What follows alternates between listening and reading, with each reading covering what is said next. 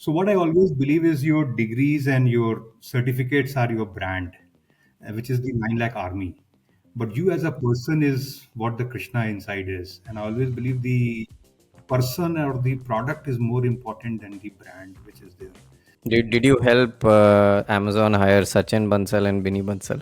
Yeah, so as in Bharat Vijay was their first country head, and obviously the first 20 guys of Amazon were hired, handpicked by us, and lot of them today are very successful entrepreneurs of unicorns.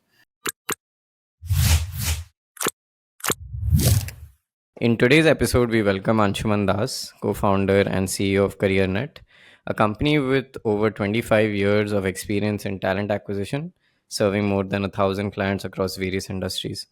Careernet provides a range of services, including recruitment process outsourcing, leadership hiring, and talent branding.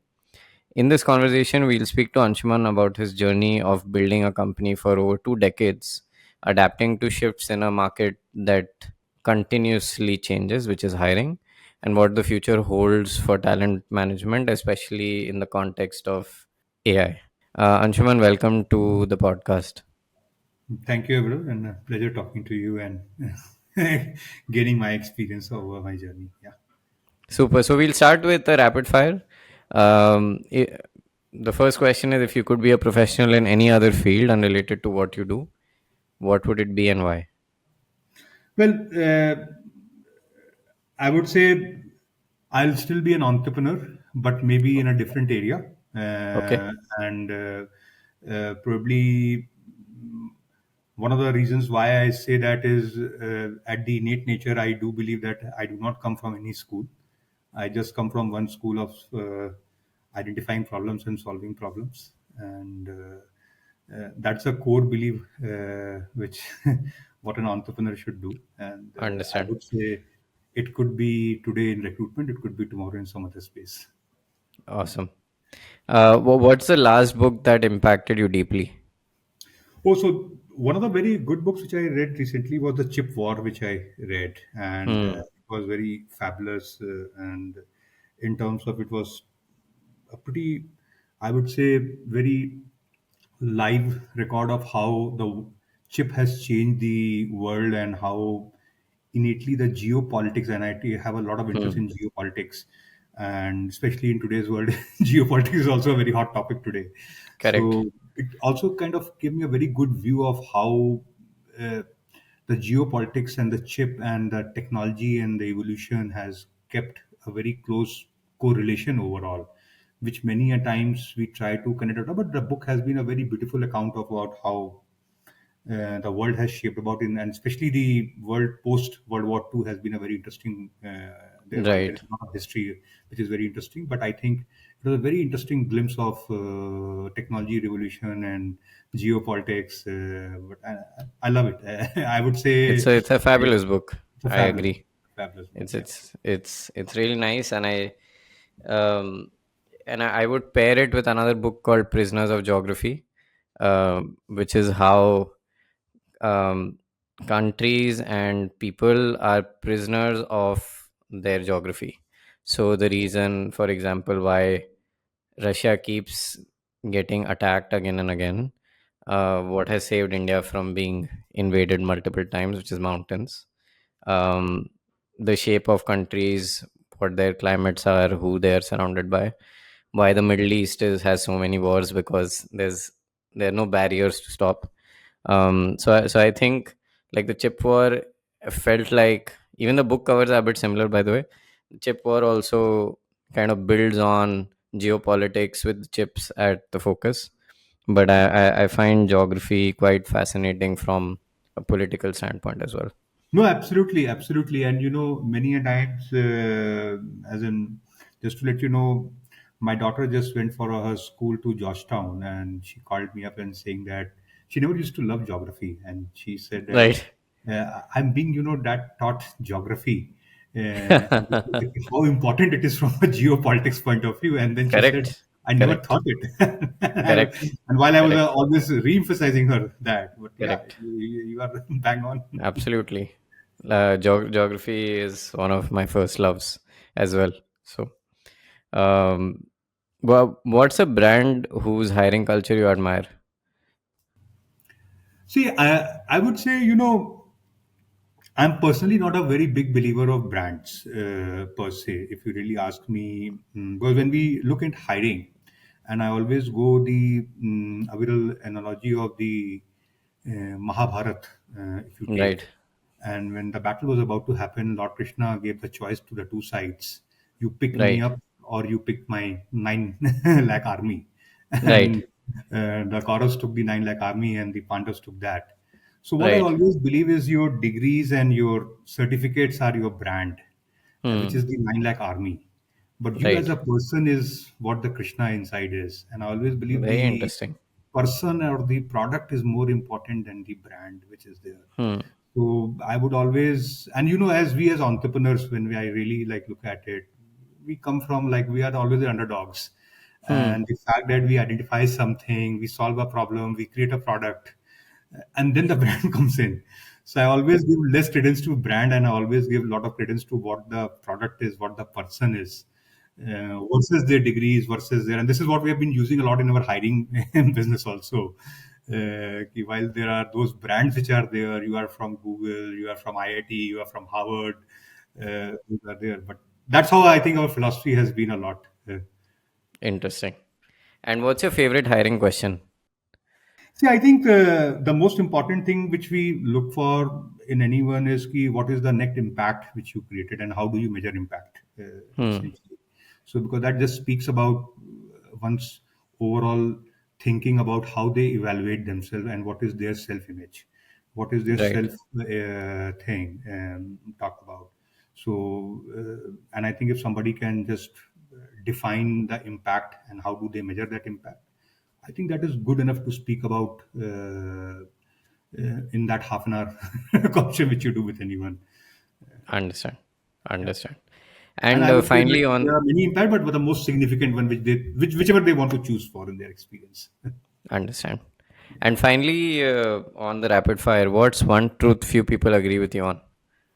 Oh, one thing is there is no one truth. There are many truths that I can say. But I would say, look, one truth which I have really given a lot of weight, and I have seen a lot of people agree on. Ideas just mean 1%. It is the 99% is the execution. Hmm. मतलब whether you talk about a Google or a Facebook or Amazon, I would say a lot of people would have thought about it. But the way Jeff Bezos, the way Mark Zuckerberg, or the way Larry Bin and Sajid Page executed it and did it, I think that was the beauty of about it. So, Hmm. so I would say there is a lot of like buzz around ideas, and that I would say it's the execution which is the key. And I would say anyone whom I talk who has built something meaningful, uh, I would say we definitely agree on that key. It really takes something to execute. Right. And yeah, yeah. Right, right. I think there's a quote from Edison: 1% inspiration, 99% perspiration. I think that agrees. And I mean, I've been investing for long enough to know that it is a truth. Um, I've also started to believe that execution is the only moat. Nothing else matters. I Um, agree. Everything And is replicable. even if you see today's startups which are coming about, and especially Aviral, since you guys invest, you invest behind people, and the ideas which they come up with will change. A lot of pivots will happen. Industry Correct. will get disrupted. So Correct. you don't know. And businesses are not built for like 2 years or 5 years. They're businesses Correct. built for in perpetuity. We don't know whether they will last 50 years or 500 years. So at Correct. that stage, we can't. We do. No one has a crystal ball to say that this is what is going to happen. So I Correct. think execution is the key to that degree. Makes sense. Jumping into startups, you started a company very long ago. What was the journey like? How did you decide to start? Starting up also was not super cool then. And if you can talk us through, your early days for yourself, where did you grow up? What inspirations were there for you before you ended up starting? So, Viral, I come from a place called Lucknow. I was like lucky to get into Indian Institute of Technology, IIT Delhi in 1994. Did my graduation in 1998. Took a campus job at Infosys. My elder brother, we were two siblings. So my elder brother, 1 year senior, he did his bachelor's from IIT Roorkee. In 97, he passed out. He took a job from Tata Unisys. And both of us, like in the college, kind of realized that he probably, if you bound us in a particular box, you will probably not be able to get the best of it from us. And we always felt that we have a lot of energies in ourselves to do a lot. He got a job at Tata Unisys. I got a job at Infosys. Good, nice job. I had a opportunity to go to Goldman Sachs, New York, for a 3 year trip via Infosys. Rishi also had a, that was a time when IT was happening, a lot of good things. But we realized that probably these careers will confine us to what we can do and limit us our impact. We really wanted to say that we have a lot more energy to go and do it. And between us, like me and Rishi, we kind of decided we'll go entrepreneur. And that time we didn't had really a playbook. Our opportunity cost was what, about 15 to 18,000 a month to that time. So, and we were fortunate that dad was in a government servant. We had no baggage. We never had to support our parents to that degree. So, but it took 2 3 years for us to explain to him what we are doing. uh, but I think we kind of identified at that time a problem area where we felt that we were from the northern part of the country. I was in Bangalore. Could see a lot of entrepreneurial culture in Bangalore. We could see a lot of tech happening there. And we felt that there is a great talent in North India which could probably be harnessed, and we could do a very good divide, a good bridge in terms of how we can bring great talent from North, provide them employment opportunities in South, and we could probably help them to train them in North and bring them here in South, and we can create a very good, nice ecosystem. And that is how we kind of thought through about initially. And but then we very soon realized that look, without jobs being there, it is not very easy to train. And that's where we kind of said, okay, let's first build the job segment. And that's where the career happened. And then we realized that this is a world and ocean by itself. And obviously the irony at that time is ki, well, every 30th you have to at least pay your office rent. You have a couple of employees, you have to pay your electricity bill, you have to pay their salaries. So you always have to be very frugal. You have to be always cash positive. The concept of funding was not there. And obviously entrepreneurship at that time, Aviral, was very synonymous to unemployment. So you have to also Correct. sacrifice it. I think it was true for a very long time. Even when I Very was long. graduating, it was the people who didn't get jobs became entrepreneurs. Yes, yes, yes. No, absolutely. But the good thing was ki lot of, I would say, a lot of my alumni and my father especially was very supportive to that degree. And a lot of our alumni was very supportive. In fact, very soon they started realizing that in 2002, 3 years, people say there is this senior of mine who has started a company in Bangalore, and they used to look up to that degree. And I felt very good about it. I'm at least able to inspire people to do something different. So that way, I would say that whole alma mater, that whole IIT network was very useful in terms of giving you that support and also giving you that moral support also. And obviously, my dad like stood like a rock behind me and Rishi, and that is how the journey started. And what we always realized that ki, look, we are here to solve problems. So we then picked up a problem in the campus areas of education and said that we will solve that problem. Then we realized that infrastructure and technology is missing big time in recruitment. We set up a team to go and do that. Today, it's a brand called HirePro, which is there. Then we realized that CXO hiring is a problem in a lot of the startups. We started a brand called Longhouse, which is there. Then in 2013-14, we realized that the whole office space is a problem area, which is there. We started a business called IndiQube, which is also there, so which has now grown pretty big. So I think many a time we realized that our ability was more to identify a problem, work on it, create a good team, grow it further. So that's how our journey has been in the last, I would say, 25 years. We have, I think, good four brands which are there, three brands within recruitment which are very well established. We have roughly a team of about 2,000 people pan India. We have multiple other countries where we are now present. We have a whole platform which is up and running as far as remote recruitment is concerned. We have a campus hiring program by HirePro. We have a leadership hiring arm called Longhouse, which is there. So I think so far so good, but I would say still miles to go for us as a firm, and I think the journey continues in the 25th year.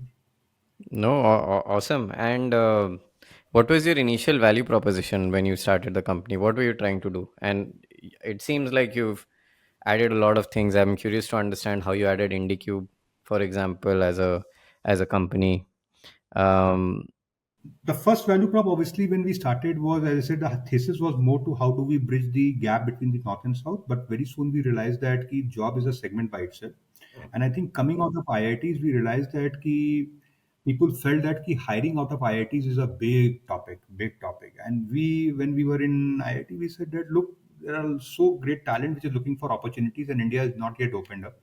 But when I came to Bangalore and like started getting in industry, people really said, "Oh, we want to hire out of IIT." We said, "We will help you to build that, and we will help you to hire at lateral level."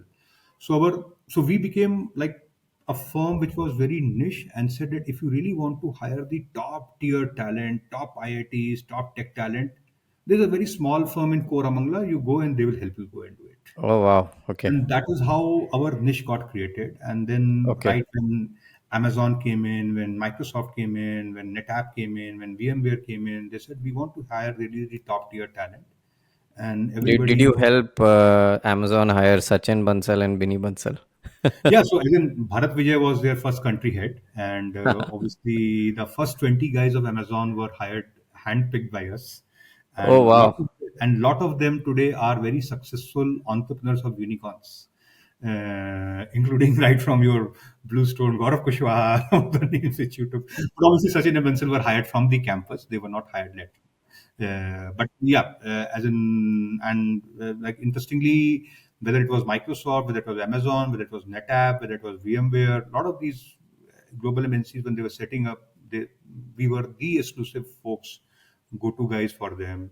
Even when Flipkart was happening in the first stage of their journey, or Myntra was happening, working with Sachin or working with Mukesh in terms of building out their teams were there. And even in their later journeys also, whether it was Navi or PureFit or today, even with Mukesh at Nurix, I think we are the ones, we're still helping them. And we build those bonds with them that, okay, we are your partner in your journey and we are co-travelers to that degree. No, makes sense. And what did you do? And I think for a lot of people who are not hiring as a business, what is hiring as a business? What does it involve? Why should someone come to you and not just do it themselves? What do you do differently from someone trying to hire people to their team directly?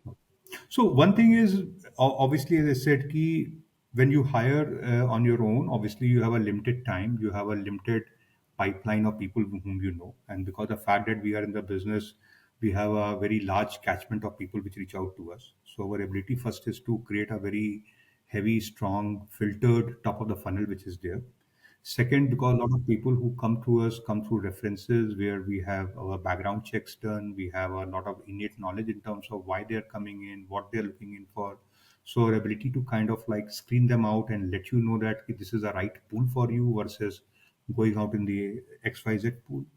And the third thing comes about is ki, okay, in terms of just bridging out the expectations on both the sides. Okay, the candidate is expecting X, the company expecting Y. How do you really like align both the people there together? Because there is a lot of disappointment which is there. So one is the start of the journey, the other is in terms of when they are really on the job. What is this candidate really interested to pursue as a career? Will this person be really happy or not? So that at least when the person gets in, you are able to add a lot of value in that company. That is, I think, the third part. And the fourth is obviously as we move forward, we realize that when you want to run this at scale, you need various systems and platforms and those things which are there, which any organization, even a large scale organization, will not build it on its own because you can't just do it for yourself. But we do it for every customer.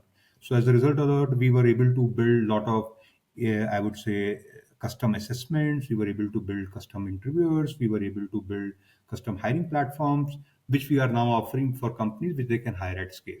So those have been the reasons, and I would say one add up to the other, and that has the reason why it has grown over a period of time. But obviously, the core thing is, and companies can do it. It's not that the companies cannot do it, and not that when you hire through us, it is absolutely foolproof that we write it in a like in a edged in stone that this will work. But obviously, what we have realized is key it has delivered far more better results for the companies, and it has kind of delivered better results for the candidates also.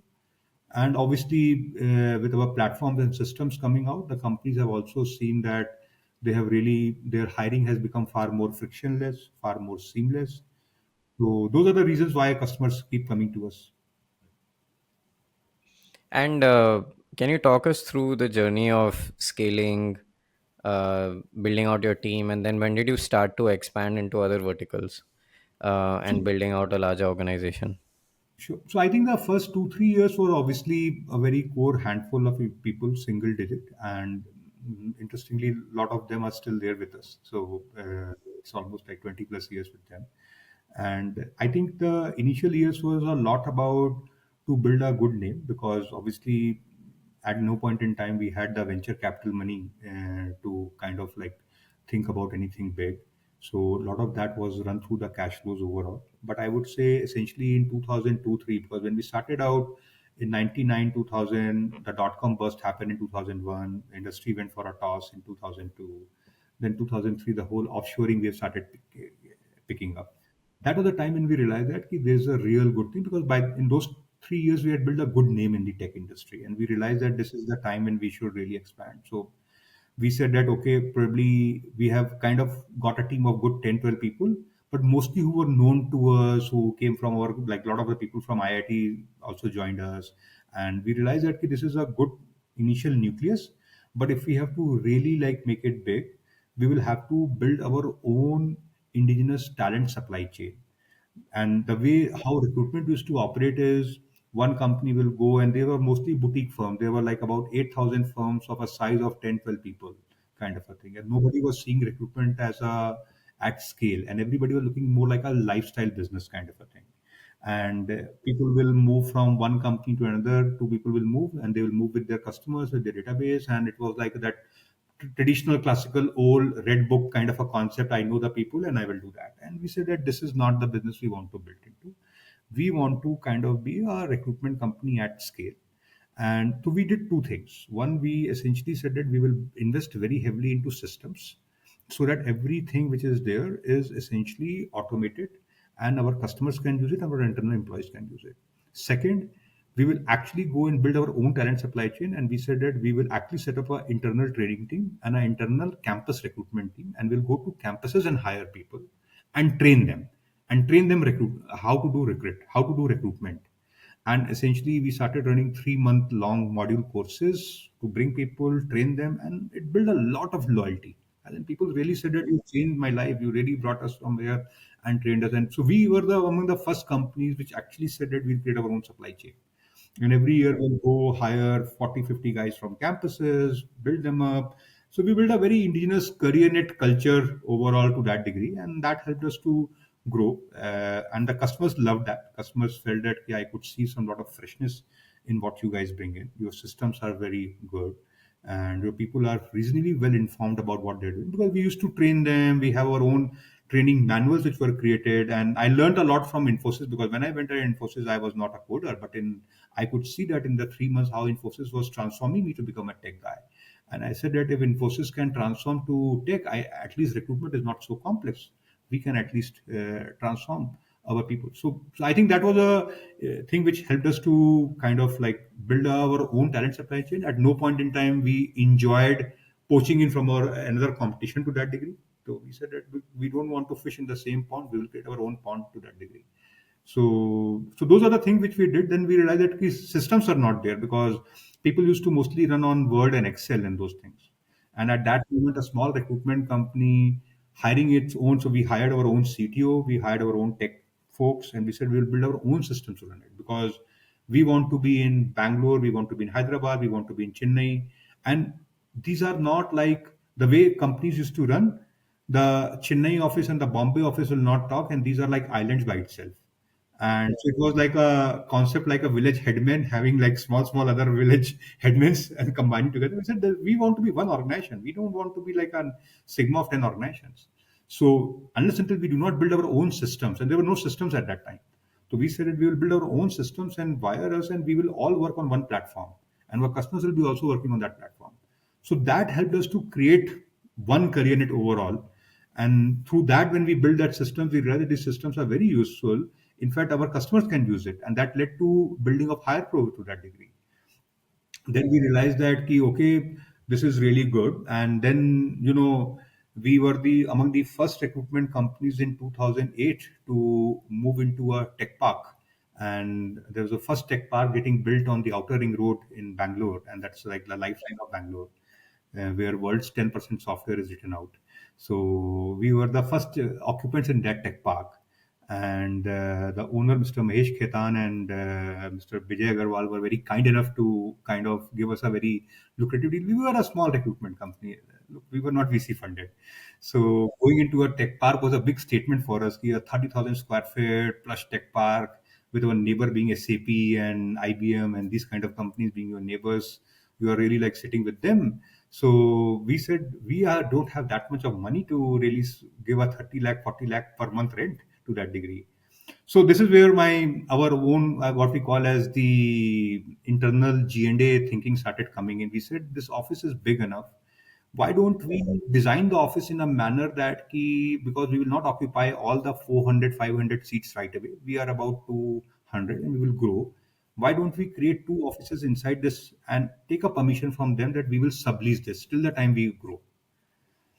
And we realized that that is and our G&A cost almost became zero, and we were reasonably profitable. We said that, wow, this is very good. And we ran it, we grew it to about 300, 400, 450. Those people moved out. But this was somewhere left a very good mark in us to say that this is a interesting idea. Then in 2012, we decided that we will now be the first company to have our own campus.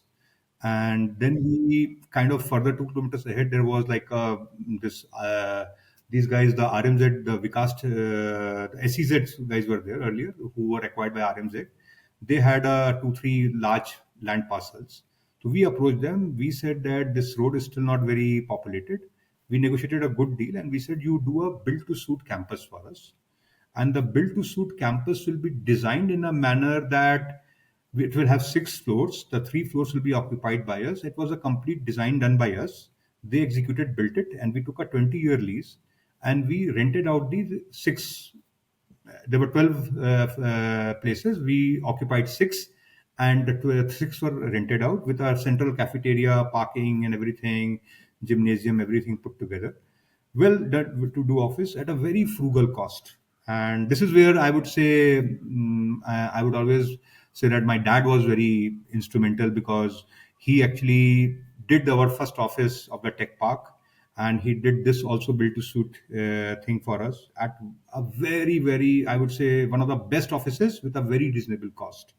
And our internal team got very well trained how to do it. And we then had realized that this is a very good business to be in. And we never knew about there is a company called Viva till 2013-14. We never knew about it. Right. So then what happened? The six tenants came in. They really enjoyed their commercials were very much at par with what we were paying, and they really enjoyed our hospitality. And then we started growing the Careernet journey, and we said that, well, we will need that space. We have anyway given you for only 2 years. We're very thankful, but they said that, is there a way we can still be with you guys? Hmm.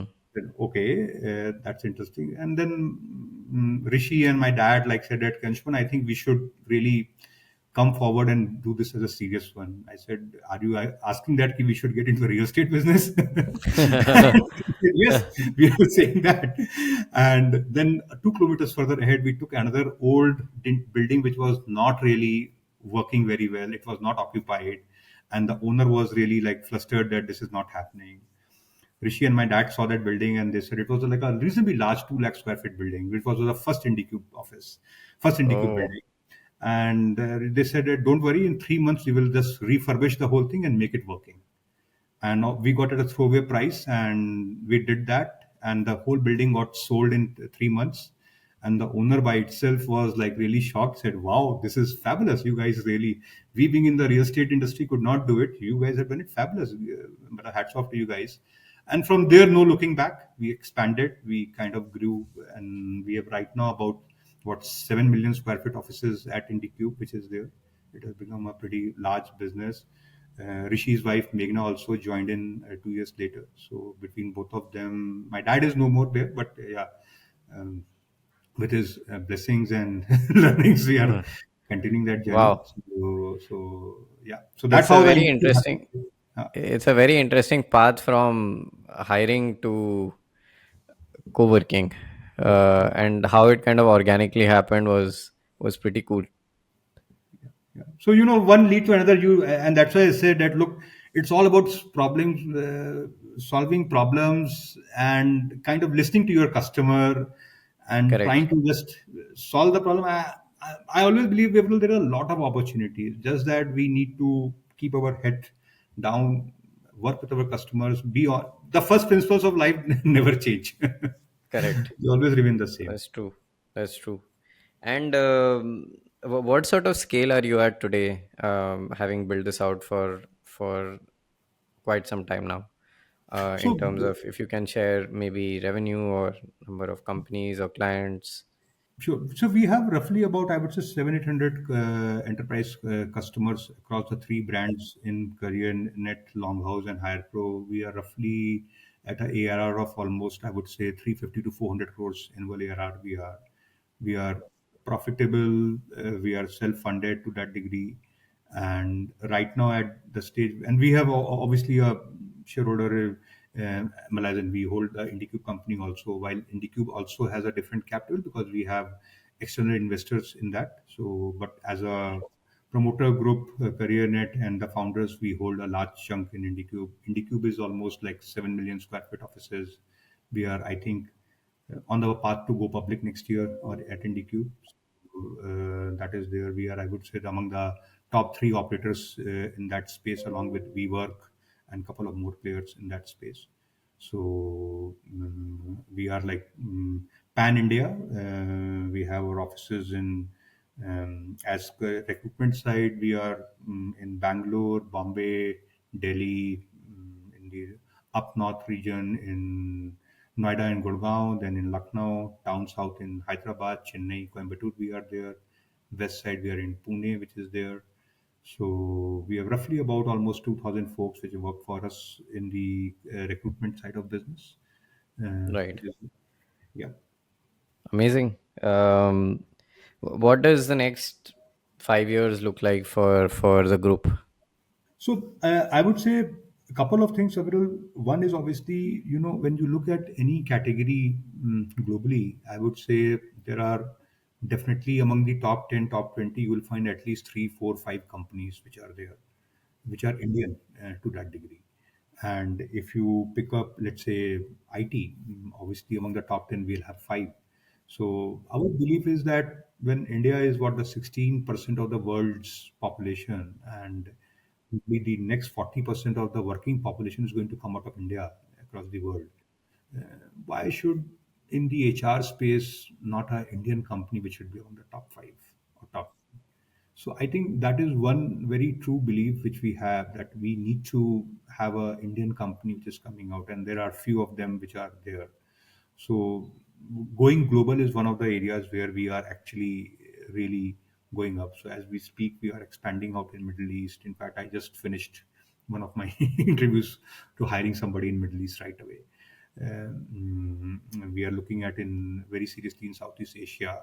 We are already doing business in those countries, but we don't have a physical office there. We do have an office in US, but we do not have a great bigger presence as far as our own people are concerned. But a lot of our customers are US based kind of a thing, and they're pretty happy to see us being in US working for them.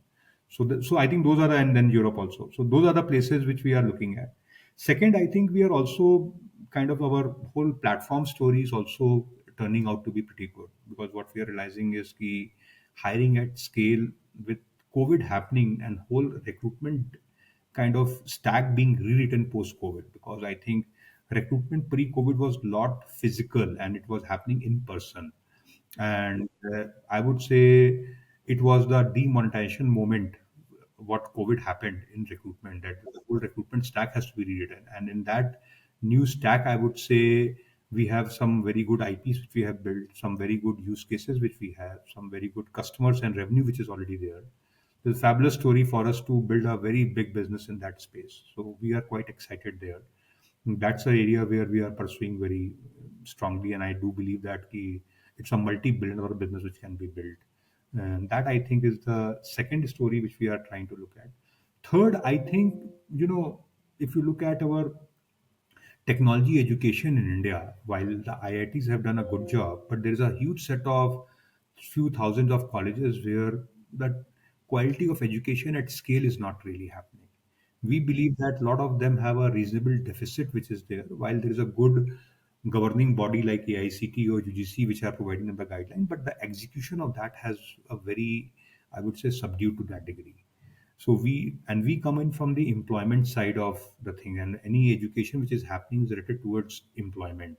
And when we work with these campuses, we realize that they need a lot of help in terms of how they can become far more quality conscious and how can they offer education at scale, and especially with India becoming a very large supplier of knowledge manpower. I think there is a so we are working in that space right now. Long story short, but and that's another third area where we believe that we should be solving on the supply side, while we are on the demand fulfillment. But the supply side creation is a place where we should be working on. So we have our campus program brand, which is there. There we are obviously working a lot with various colleges. So that's another area where we believe that in the next 3 4 years we should build something substantial asset there. So hopefully 2030 we should be maybe a 1500 to 1000 crore revenue generating company, reasonably profitable. Whether we will go IPO or not, only time will tell. But I would say those are milestones. But broadly, what is there is we do want to solve the supply and demand side of problem, not within India, but globally. And that's Very what I think interesting. Careernet is going to be a lot about. Yeah. I understand. And on the broader macro question, which is one of our final questions, what do you think AI is going to do to hiring jobs? Are you a believer that it's going to take away everyone's jobs? What's your thought process there? So, very difficult thing. Matlab, I just can say that I don't have a crystal ball to say what will get disrupted or what will get created. But look, AI will definitely. So, the way at least I have understood Aviral, I would say when you look at any of these technology revolutions in a snapshot of 20, 30 years, you'll always see that it has done good. Okay, something has gotten because the human mankind will just go keep up pace and create that. But in that 30 years, there'll be those snapshots of 5 years when there is a mess, 5 years when it is getting solved, 5 years when it has become big, and then next 5 years it gets stabilized. So hopefully, what will happen in this whole AI revolution, maybe there will be some mess, some jobs will get disrupted very clearly. But there are a lot of areas where actually AI is the solution to the problem. Areas like, let's say, climate control, areas like agriculture, areas like health. I think they will not become accessible and they will not be enabled to a larger crowd if AI is not there. So hopefully, those are areas where I see that AI will create jobs and is creating actually jobs. But let's say just customer servicing, just the call center phone answering kind of a thing. Those places I do see that the disruption will happen, the bots will take over. So does somebody can come and say, okay, this is a huge chunk of job which will go away, and there's a small chunk of job? Maybe yes, but probably AI will also kind of assist and make a person far more better, far more smarter. So productivity gains will be far more higher. So their income levels will go up, kind of a thing. So I think there is a phase of disruption, there is a phase of destruction, but there is a phase of creation also. Net net, in a maybe a 2 decade scenario, this will have a very different new reality which will be emerging out. But yeah, in a short term, there are those uncertainties where you will see job losses will happen and job creation will happen. People will get trained, new systems will get built in, and there is a lot of hype, I would say, around AI. Some of this will get muted also, because not that everything will become AI enabled. Everything is not what AI will end up doing. So it was not like the time when computers came in that everything will become automated and humans will go out of business. So I think that will not happen. But there is a phase of flux which is we are getting into. You're a techno optimist just like me. I mean, I also have the same belief. I think it's a general good. Every time it's always been a positive for mankind. I guess you may have felt the same thing during the internet beginning. It was quite close or almost aligned with when you started a company as well. Was the feeling the same?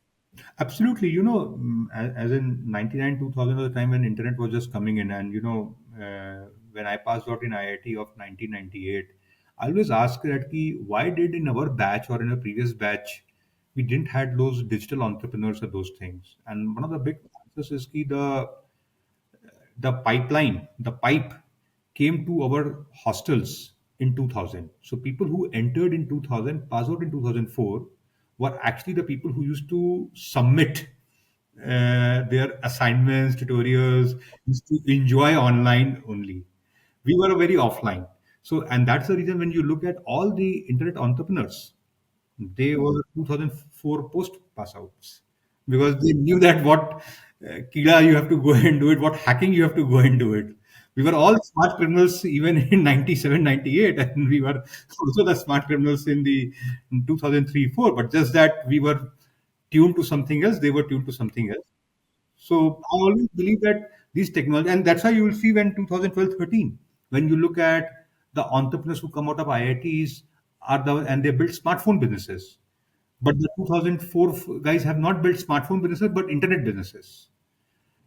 When you look at the 2020, 21 entrepreneurs coming out, you will see them building the AI businesses, because they are like native to those things. So college is a place where a lot of that creative destruction happens, that creative learning happens. And when you go back and see 20 years later, you say, "Oh, wow, this is it is so it's a nice correlation which is there." Correct. No, no, absolutely. Um, if you had to start a company today, would it be an AI company? If you said that you would want to be an entrepreneur in some other space, what would that be if not hiring? So, I would say, well, as in, obviously, I'm at a different life stage. I've got like at a place where, so I'm no more like that 21-year-old when I started Careernet. I would say today, if you really ask me, I would want to do something very serious in two areas. One is obviously health, the other is education. And education is one area which I do want to pursue within Careernet further. But health is another area where I do believe that it has to be made far more accessible. It can become AI can actually solve lot of health issues. My like as in I lost my dad. He had a prostate cancer, which was there, and there were very, I would say, standard drugs which were there. He didn't uh, lost because of cancer, but I could see that there's a lot of work which needs to be done in those areas. So in fact, my one of my daughters is pursuing has a very serious interest in pursuing onco to that degree, because she believes that there's a lot of AI which can be used, which is coming in. And I think probably when she will become a doctor, she will have that benefit of using AI as a tool to go and solve a lot of that. So I personally have a lot of, like, I would say, personal passion and ambition to say that if AI can actually solve health as a problem and education as the two things, those are the areas where I would say at this stage I would be very keen to pursue any entrepreneurial idea there. Understand. No, awesome. And to close out, and why we call this Founders Unfiltered, what's one piece of unfiltered feedback or advice you've received that changed your perspective as an entrepreneur? So, I would say I've always believed that one should be what they are, and as in you should not let your control go away at any point in time. Whether it is the enamor of the brands, whether it is the what we call as कि आज gaming की हवा चल रही है, आज AI की हवा चल रही है. I think you should be a lot, your control should be within yourself and as an individual. And I think that, I believe, is the because when you look in the age of internet AI, where so much of fake news, lot of fake narratives, so much of those things are coming out to be, how does the world survive? How does the world really goes in? How do we ensure that conflicts are not there? I think the most important thing is if we all humans have our own control within ourselves, and we just first really question what we are really having, and before just falling for anything, I think that is one piece of advice I have seen would be very useful for people. And it is hard to practice, but I would say if we can practice that, where we have our own control within ourselves, whether it is the way of building business, whether it is the way of living life, it will help an individual in long run. Amazing. Thank you so much, Anshuman, for sharing your journey. It's a very unique company you've built, and how organically so many different things have come under it. I was most surprised to learn about IndiQube. but it seemed quite natural based on your experience. So thank you for sharing with us. Thank you for sharing your wisdom that you gained over the last 25 years. Thank you, Aviral. It was really a pleasure talking to you and knowing more about you. Yeah.